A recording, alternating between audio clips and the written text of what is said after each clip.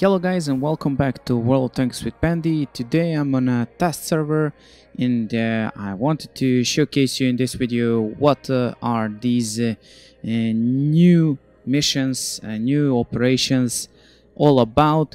We have 3 new tanks to explore, which is a nice thing.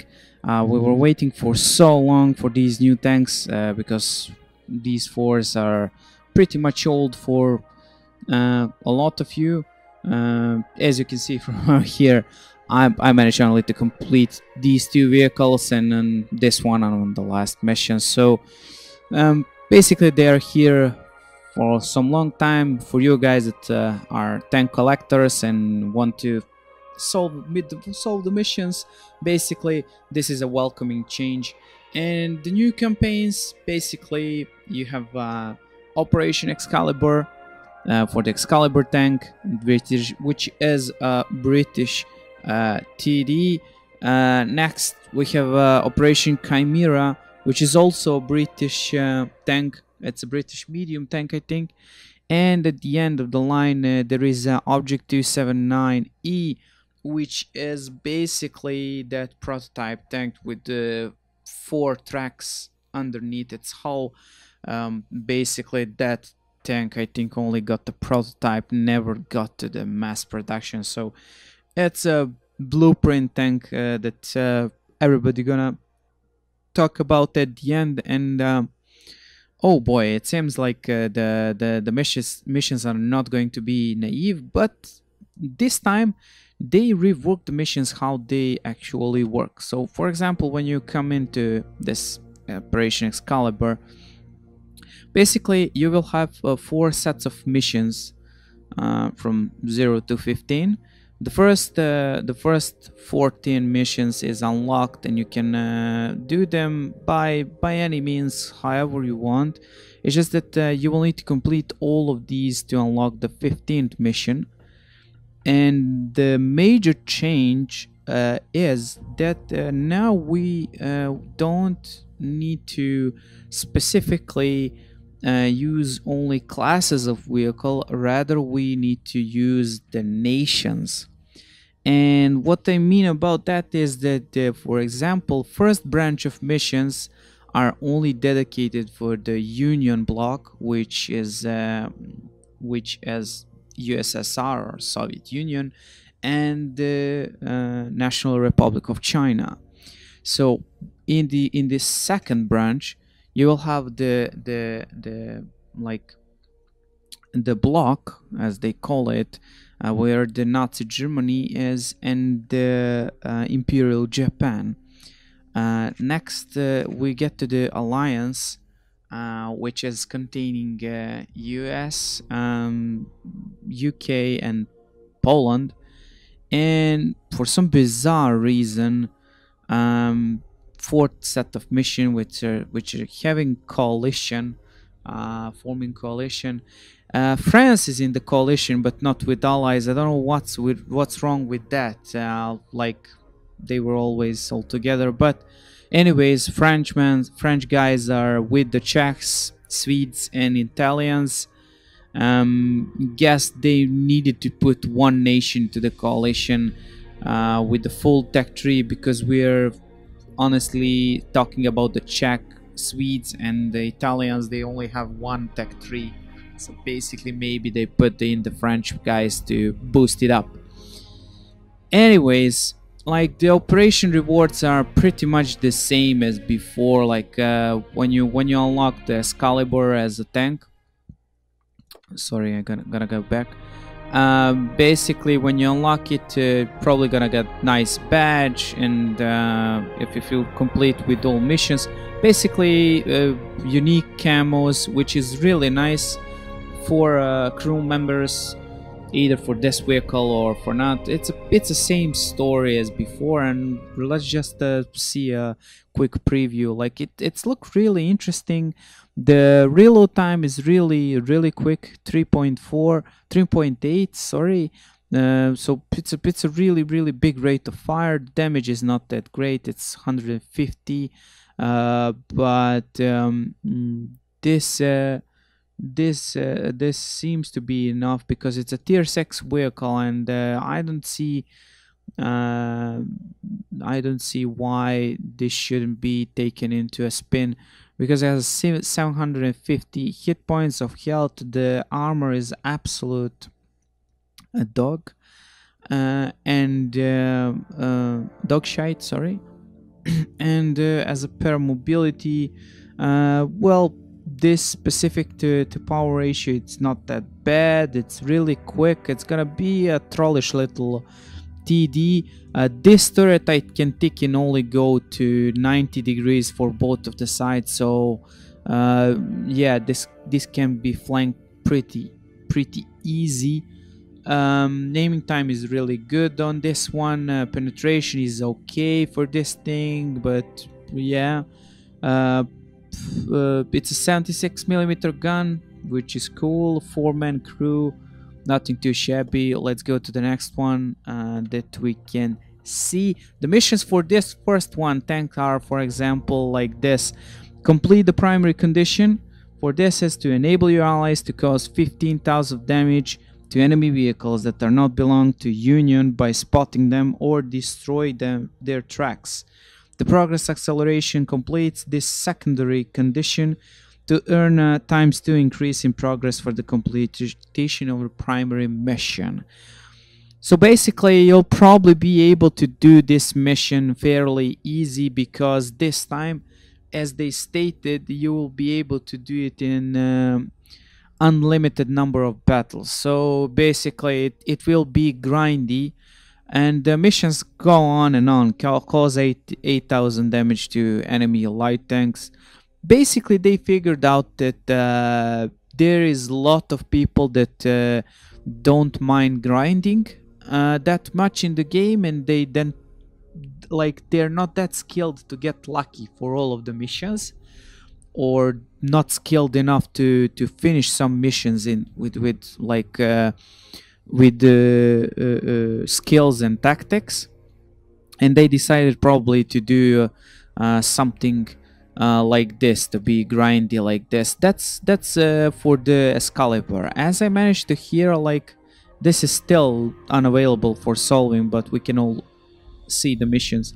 Like, the missions get a bit harder, and the requirements are changing in manners that for this second vehicle, as for Excalibur, for this medium, it's a bit complicated, and basically the requirements will be a bit tougher, and probably they're gonna force you to rush some games and rush some situations, because the second mission for this one, for the Union block, it's saying destroy an enemy vehicle during the first 1.5 minutes of the battle, which is bullshit,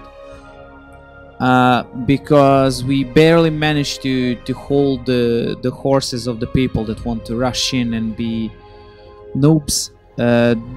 That's gonna be bad. They will need to rework that stuff, but anyways, who cares? Let's go to see Chimera. I don't know why this music is this loud. I'm honestly not interested in that. Just give me a second. It's already really low. Just let's just put it to be like this, something like this. Sorry for that, but it's killing my headphones. Anyways, this is Chimera, the medium tank in the story. It's tier 8 UK vehicle. Again, we're getting a UK premium vehicle. Like, this one will good a good trainer. It's not a complete premium vehicle, but it's a special reward vehicle, as they call it. Insane rate of fire. Once again, penetration is like a decent, and let's just say good, because I know tanks that are having 200 below 200 penetration. 440 average damage per shot. This is almost like one of those glass cannon British TDs that are going towards the shit barn. It's remind me of that. The turret armor is fairly okay. I think it will be usable, but it's flat. So basically, bigger guns of the tier 9 and tier 10 will have a 50-50 chance. Tier 9s will have 50-50 chance to go through this, but I don't know if this it slopes a bit and all that stuff, then maybe it will bounce some shots. We shall see. We shall see. I don't want to talk too much about this. It's a really speedy vehicle with a decent specific power to power ratio.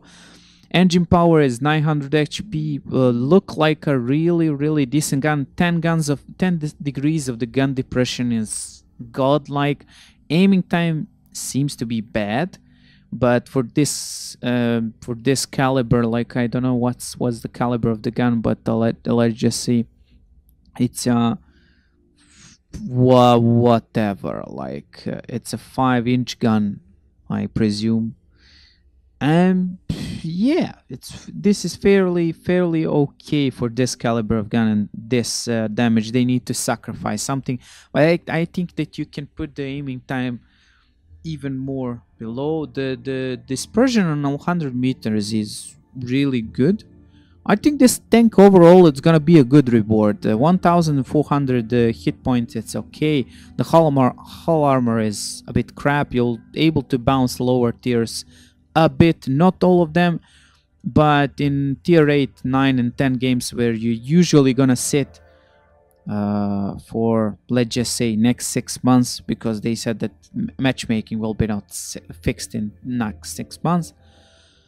So yeah, the 4 crew seat tank, I think it's a fairly balanced and nice reward tank. Don't have anything else to note. It's a fairly cool vehicle, and at the end, we're not able to see it, but I will talk about it anyway. It's operation for the object 27A9E as early, and basically the mission for this one are going to be a bit tougher, and basically you will be inclined to do even tougher missions, and it's not only gonna be spread like with nations, but also you will need to check the requirements, because the tiers of the vehicle will also be really nasty, and they announced that you will be able to complete a lot of missions only in limited number of battles. And if you don't, for example, if you don't manage to finish one set of mission in 5 games to get to like 3,500 damage in 5 games in a row, or 3 games in a row, then it get reset and you're gonna get a new try from one perspective, it's a good way to keep people motivated to do good in games, because that's the only way they're gonna finish some missions. But I also think that a lot of people for these kind of missions gotta, for example, use a TD in which they're doing very well, rather than doing it in a heavy tank, because like you have a bigger damage output, and with higher tier TDs that can be only 2 or 3 shots per game that you need to do, but doing it constantly will be actually good for the team as well. So in that manner, and on that note, I don't want to make this video to be that big. I'm gonna keep posting from the test server. Next video I'm gonna do is with the Polish Tech 3 review from tier 7 to above. Probably not gonna get any footages, because it's gonna be rarely manageable to do them all, except for the tier 9 and 10 because of the matchmaking. Maybe tier 8 will be okay, but I don't know what I'm gonna do for that. Anyways, speak to you in the next one, and thank you for watching. Bye bye.